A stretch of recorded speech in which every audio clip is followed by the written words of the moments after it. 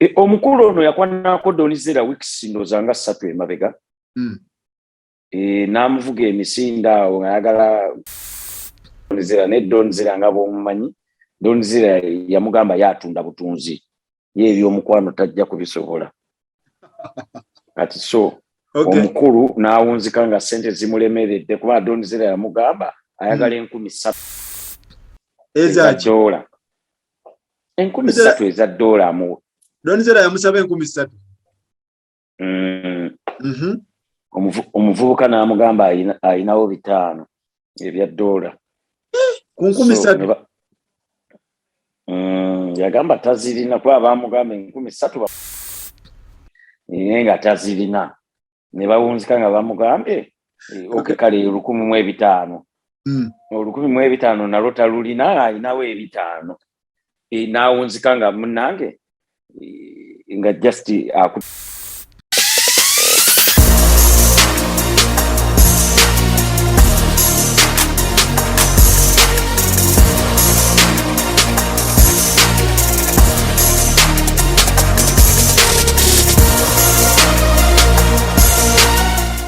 Assalamu alaikum wa rahmatullahi wa barakatuh. Muramusiza mwenda batulaba amanyeze Sakozi Farouk. Wano wendi ndi Kampala Street ndi namuganda wange ali Amsterdam amita Rich. Fully powered by Sozo. Sozo yagamba nti byonna byagala ebyawaka ebyomunjungu bikoye muwe kati. Kana bafa tax Connect Group of Company we bali okubeera nga bakutambuliza mali yo kijje taki. Kampala ne weba yabunjiki kana bafa abo we bali ne Dynafarm weri. Kuberanga etereza omubiri gwo. Richie Wanji boss. Kiriwo nagaga Richie. Aristede taina buzibu ogamba otya Farouk. Ndikiriya nnyo. Kati muganda wange Richie mulese waliwo ensonga ezigenda mu maaso mu diaspora nagenzo laba ku page ye no waliwo ensonga ze ba discussing zikwatagana n'omwami wa Raypi. Mwami wa Raypi abeera mu diaspora. Kati bano bana diaspora balina tugulira ebituufu. Kati bakubanjwanjwa ku bantu tujja basindikira notice bannange no tusiba. Ebizibu ebyatujja mu Africa. Network kubuukabuukako ate simanyiwo biki ate wasasudde ate government simanyi egikuddeko byebyo ebyatujja mu Africa. Wano network eri clear teyenyenya namu. Okay. Bwenyenyezaamu ko bweti dakiika nga 10 oba dakiika 5 baba ino okunkompensatinga. Panizo okuluzinga ebintu bingi. Okuba mbadde nyina bye downloadinga mbadde nyina bye postinga nizo okumisinga ennyonyi just by internet kubuukako obubuusi dakiika just 3. N'ekirala sina nnyo bizibu Farouk nazaala omwana omu mu mukyalo omugagga so kati sente zange zemba nfunye era nange nyina okuba nga neesanyusa nganze. Kiraba twabonaabona nnyo ekyaddonde eyo kati so this is the time we should have fun, you know. Kati baba bakira nganze ayonoona naye ate nze ndabanga asanyuka neesanyusa nemba nga ndi happy. Abafamile yo bakyogera ku kyabendi Kampala. Bali happy nakyo kyokola oba? Banyiivu naye era nange tebinkwatako kubanga famire yange era si yali awo eyambeererawo ennyo nga nkula. So era nange kati biravuko sibanyiga ne bateekawo embeera nga bw'omanyi abantu b'e Uganda era ebabeera naye famire yange era nayange si gye ntunuulidde nnyo kubanga saakuzibwa nnyo mu mbeera nnungi era omwana we balina omukuza. So kati right now I'm living my life. Nange ngenda kutandikawo famire yange. Si mu bubi Farouk. Yeah. Kituufu ekyo. Twogera nawe oli side kyawo. Ni mu Amsterdam wano sebo. Bwe nasemba okwogera naawe nali Turkey kati right now ndi mu Amsterdam kibuga Amsterdam wakati. Almost like 10 minutes away from the city center. Wendi sebo. Kati njagala tugende ku nsonga za Raypi. Ensonga za Raypi nakulabyo zidiscussinga n'abantu ab'enjawulo abamu bava Japan abalala bavaawa. Ensonga za Raypi go Raypi omumanyi ye gutwogerako.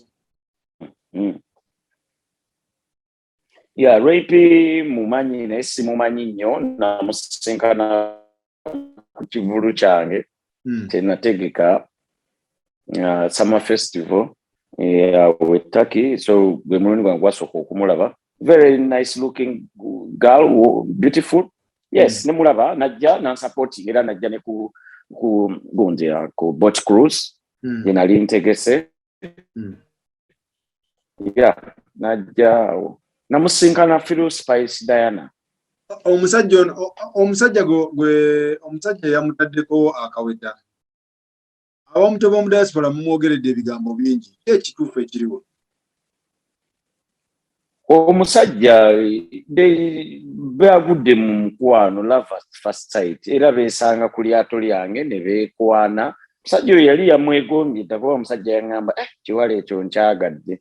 Mugamba munnange tomanya ateekayo ebigambo byo tomanya omukazi alinza okukkiriza byalinga byakusaaka awo ne beekwana endowooza ebyekiyaaye ekiro ekyo omusajja n'alinnya n'addayo mu America ne bano ne balinnya ne baddayo e Uganda okukakkana nange nagenza okuddamu okulaba ne ŋŋamba nali mmanyi bya kiyaaye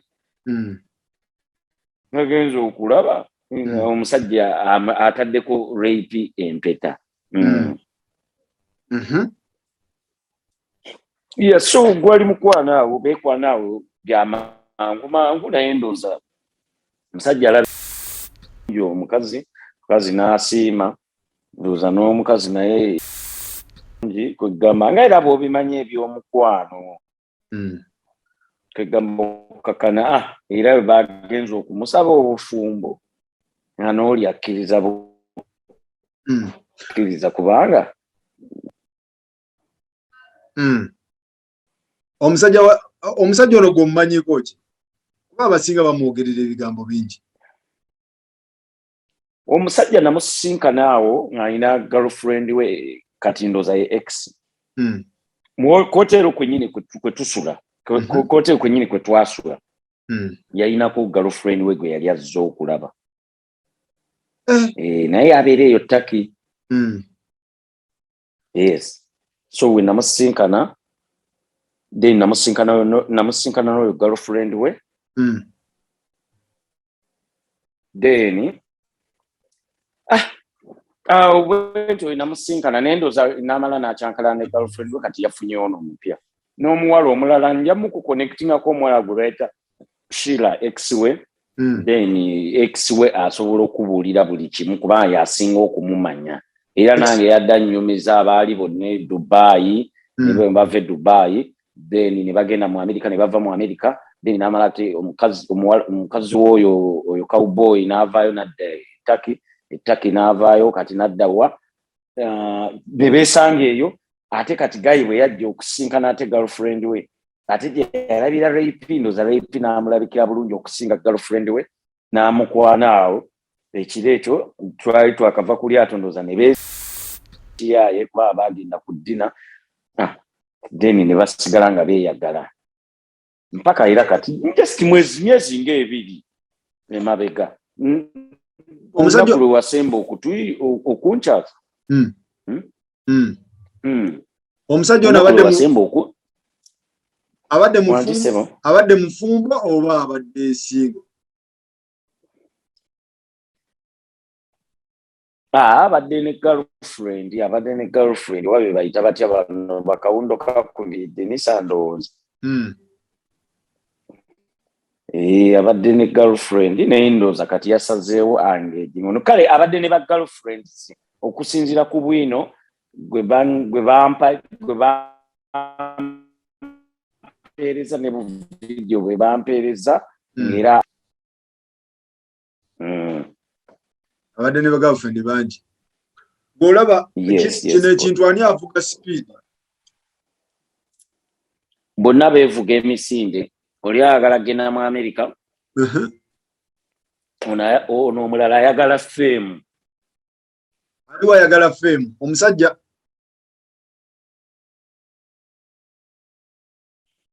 omusajja ayagala kumanyika ate n'oli naye akoye Uganda akoye sente ezintono ze bagaba ku TV. Talina kyafunyeemu naye ayagala genda mu America abeerenga Flavia Namulindwa. Oba desire. Okay. So kati rape ayagala genda mu America. oli omusajja naye anoonya fame kati bombi Yes. bombi bevuga tewali avuga munne speed. Buli omu kati ali mu kukozesa munne naye tebakimanyi, buli omu tayagala kwatulira munne neffe tubiraba kuba tukimanyi. Ntiki? Of course cowboy ayagala kumanyika ate ne Sexe naye ayagala genda mu America naye abeereke California bagambe nti why rape kati yagenda mu America yabeera ye dream y'abannakiganda abasinga bonna abakola ku TV e Uganda. Dream yawe kulandinga mu America. Kubeera eyo ne bagamba nti munnange yali akolanga ku TV kati abeera mu America. Yekyayagala. Donizera yavuddeyo n'agamba Donizera yayagala ku mukulu ono oba Donizera agyoteka si musajja kuba kati gweriki ebintu bino. Omukulu ono yakwanako Donizera weeks ndooza nga 3 emabega. N'amuvuga emisinde awo ayagala Donizera ne Donizera nga bw'omumanyi Donizera yamugamba yatunda butunzi ye ebyomukwano tajja kubisobola kati so omukulu n'awunzika nga sente zimulemeredde kuba Donizera yamugamba ayagala 3,000 eza dola 3,000 eza dola mu Donizera yamusaba 3,000. Omuvubuka n'amugamba ayinawo 5 ebya dola ku 3,000. Yagamba tazirina kuba bamugamba 3,000 nga tazirina ne bawunzika nga bamugambye kale 1,500 1,500 nalwo talulina ayinawo 5 n'awunzika nga munnange nga just akutteko bukwasi. Adiki kireka kulimba Donizera aliko eyo price. Donizera ye ate nugambo oti yamuseera Donizera aseeka. Donizera mukyala wa bbeeyi ate kati aba yamuseera teyamuseerera just yeriko gamba amukwatibwa ekisa. Donizera takyalina laavu ddala ebya ddala kati ebintu bye ye talinamu laavu. Donizera omanyi mukwano gwange Donizera ebintu by'omukwano ebyo yabivaako dda kubanga yalabanga kwegamba yakoowa okugulira abavubuka ndaweya abagulire perfume abagulira amasimu abakolere video kati Donizera neyetamwa mukwano n'alabanga so kati ebintu abiraba bulabi naye aba ayagala kwegamba abeere nga kwegamba omuntu alina kyamwongerako. Baani be yaguliranga perfume sebo muleke kunafuya baana b'e Kampala yaguliranga beeyo bawo abaana b'e Kampala basobola okwegulira perfume. Nedda sebo yabaguliranga perfume n'abagulira ndaweya boxer engatto n'abakolera ne video gwe tokimanyi ekituufu gwe tokimanyi. Baani tuweeyo saagala byanjwanjwa bo babategedde munnange suuna bye yakoze munnange sina gagenda kwatula wano manya ababategedde babategedde naye nga Donizera waliwo be yakolera ebyo nti yekyawa ekyawa yakoba okugulira abavubuka perfume omuntu n'omugulira perfume n'omugulira t-shirt n'omukolera video n'omusasulira simanyi studio time in a few months waliwo agenda okubanga akaaba kwaba ababiri oli ayagala linnya ono omulala yayina amaalo mukazi wa kyalo yaloza omanyi ekyaddonde eyo bannakiganda abasinga abo naddala abakola ku TV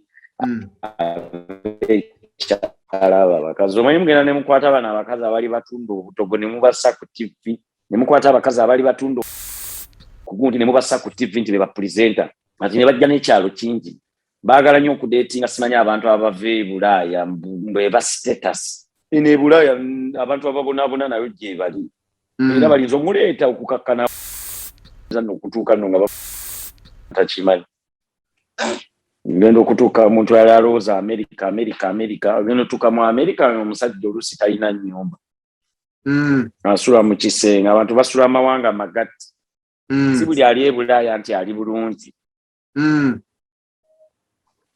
abantu basula mu mawanga magatte balina 2 bedroom apartment oli awasiriza mu kisenge ono awasiriza mu kino basharinga effumbiro kati alinza okudda atemu ebisiro so kati abantu beno tulina amaalo tuyagala okugamba amaalo mwina mangi temubuuka mwefuula abagezi ate naddala abakyala babakola ku TV simanyi buzibu kibe balina juzi askari era naye akola eno egundi kati era yagenda no presenta nengamba kiki kino era bintu ebyo byakubuukira bubuukizi ava Oman kasekaddamu okakana teyegadde TV presenter owe Kampala omunene Oprah we Uganda agudde mu bikopo Oprah we Uganda bamwegadde lwamaala era maalo nti munnange guy wange ava Bulaaya, he comes from abroad, his flight is at 6 o'clock. Erere bagalira ebintu byekyali kumbe batomera butomezi abasajja abategerekeka kati nganze Richie ne batuleka wano ne bagenda nga bagwira ne buno obuvubuka obutalina ssente ne babuukira buno obusajja obukoowu obubeera Bulaaya obukoowu bwafunye ssente za COVID abasajja abayimiridde ne batuleka wano abasajja abategerekeka ne batuleka wano obuwulu butuluma mbwe abakazi batulabanga bayaayi ne baloka babuukira bali era beyambaza obusuuti kumba ate be bayaayi byapasamanjeri biraba otya mukazi bamukyawa mukazi bali bamwagalako ssente naawe omukazi omulaba kati so oli pastor yamwagalako ssente n'alaba naye omukazi n'amukozesa ddala omukazi si esaizi ye mukazi naawe omulaba yeefaananira nga bw'akoze eki nga bw'ayagala kati omusajja n'atuuka nga alaba tajja kusobola kigumiikiriza kati n'amwatulira bwe yamwatulira nga bw'obamanyi abakazi tayagala kukkiriza nti omusajja amuleseewo omusajja takyamwagala era n'atandika okkaayana ngera oli omukazi wa pastor Bujingo kati pastor Manderi ali awo akolima akola ki naye omusajja takyamwagala kizigo kingi kweganga bw'obimanyi era ebintu ebizibu alina bingi nnyo omukyala Katonda tamubeereddeewo okukuma omusajja we kwegamba naye ebintu by'abapasita era nga bw'obimanyi Katonda tabawuliriza lwaki kubanga tebasavinga Katonda benoonyeza byabwe ate kati abantu abasavinga Katonda baali badde mu katemba ng'oyo kwegamba bafere bayaaye era ogenda okulaba nti pasita yakyaye mukazi we ate simanyi kati yabo Katonda abatabakwatiriddeeko nabo Katonda tabaagala kubanga ddala Katonda g'omanyi kati gwe goyita Allah mu bantu abaagalana ate lwaki baba n'ebizibu ng'ebyo ekitegeera so omukyala pasita oli naaba nga amudduseeku kuba abayaaye tegeera bonna bayaaye bayaaye ate tebali kwalaali pasita bafere babbi kati era tuvula n'omukwanira kati nagwo gwali gwa kifere buli omu yali afera munne era baali balina okwawukana era owulira nti oli yali ayagala kutta munne simanyi amuleetera abatemu n'owulira n'oli simanyi naye yali aguliridde oli abatemu oli simanyi yasibira munne bweru kwegamba ebintu ebyo byonna byakiyaaye tebiri mu Katonda bapasita bafeera abo bakisiru ekyo oba tolina ddiini kyokka tobakkiririzaamu nyina nnyo eddiini ate nzikiririza nnyo mu Katonda I believe in God njagala nnyo Katonda naye saagala nnyo bantu bafere banalwa nnyo n'abafere kati manyi abaferera mu Katonda manyi n'abaferera mu byekisaawe ekiganda kwegamba bonna mbamanyi mu busiraamu bwammwe sitera kuwulira nonsense oyo mu ddiini yammwe ey'ekisiraamu sitera kuwulira nonsense oyo bw'ate pasita ndigaye ate simanyi mbu n'agoba mukazi we ate n'alangira mukazi we mbu mukazi we yali awunya akagundi ibannaake kati Manjeeri obawo magezi ki? Manjeeri afuneyo akavubuka akato engeri gy'alinamu ku ssente era of course bajja kumwagalako ssente n'avubuka akamutambuliza obulamu kati ali mu myaka gy'abashuga mami anoonyeyo akavubuka akato oba oli omusajja oli olwedde yafunye dda omukyalo omuto